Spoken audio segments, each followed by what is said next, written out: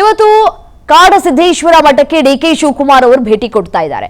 ಕಾಡಸಿದ್ದೇಶ್ವರ ಮಠದಲ್ಲಿ ವಿಶೇಷವಾಗಿ ಪೂಜೆಯನ್ನ ಸಲ್ಲಿಕೆ ಮಾಡಲಿರುವಂತಹ ಡಿಕೆ ಶಿವಕುಮಾರ್ ತಿಪಟೂರು ತಾಲೂಕಿನ ನೊಣವಿನಕೆರೆಯಲ್ಲಿರುವಂತಹ ಮಠ ಇಂದು ಸಂಜೆ 5 ಗಂಟೆಗೆ ಕಾಡಸಿದ್ದೇಶ್ವರ ಮಠಕ್ಕೆ ಭೇಟಿಯನ್ನ ಕೊಡಲಿಕ್ಕಿದ್ದಾರೆ. ಸಂಜೆ 5:15ರಿಂದ ರಾತ್ರಿ 8 ಗಂಟೆವರೆಗೂ ಕೂಡ ಮಠದಲ್ಲೇ ಇರ್ತಾರೆ ಡಿಕೆ ಶಿವಕುಮಾರ್ ಅನ್ನುವಂತಹ ಮಾಹಿತಿ ಸಿಗ್ತಾ ಇದೆ.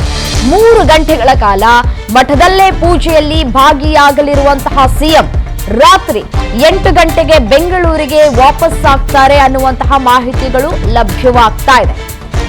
ಕಾಡಸಿದ್ದೇಶ್ವರ ಮಠಕ್ಕೆ ಅವರೇನು ಹೊಸದಾಗಿ ಭೇಟಿಯನ್ನ ಕೊಡ್ತಾ ಇಲ್ಲ, ಬಟ್ ಆದ್ರೆ ಸಿಎಂ ಆದ ಬಳಿಕ ಭೇಟಿಯನ್ನ ಕೊಡ್ತಾ ಇರೋದು ಕುತೂಹಲಕ್ಕೂ ಕೂಡ ಕಾರಣವಾಗ್ತಾ ಇದೆ. ತಿಪಟೂರು ತಾಲೂಕಿನ ನೊಣವಿನಕೆರೆಯಲ್ಲಿ ಇರುವಂತಹ ಈ ಒಂದು ಮಠ ಸುಮಾರು 5 ಗಂಟೆಗೆ ಅವರು ಅಲ್ಲಿಗೆ ತಲುಪ್ತಾರೆ, ಮಠಕ್ಕೆ ಭೇಟಿ ಕೊಡ್ತಾರೆ. ಅದಾದ ನಂತರ 5:15ರಿಂದ ರಾತ್ರಿ 8 ಗಂಟೆವರೆಗೂ ಕೂಡ ಮಠದಲ್ಲಿ ಡಿಕೆ ಶಿವಕುಮಾರ್ ಉಳ್ಕೊಳ್ತಾರೆ ಅನ್ನುವಂತಹ ಮಾಹಿತಿ ಸಿಗ್ತಾ ಇದೆ.